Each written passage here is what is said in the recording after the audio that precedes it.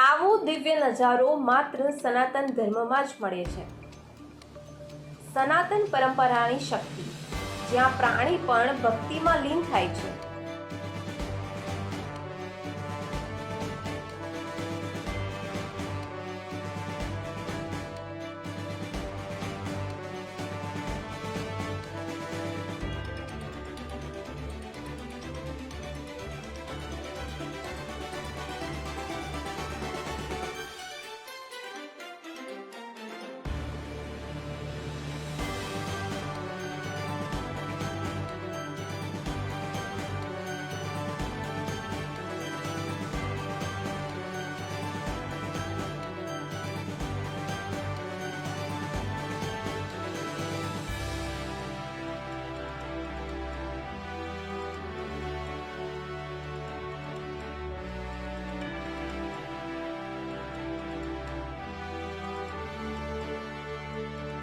જો સનાતનમાં પ્રાણીઓ અને પ્રકૃતિ માટે એટલો પ્રેમ છે, તો પછી માંસાહાર કેમ?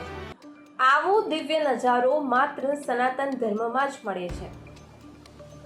સનાતન પરંપરાની શક્તિ, જ્યાં પ્રાણી પણ ભક્તિમાં લીન થાય છે.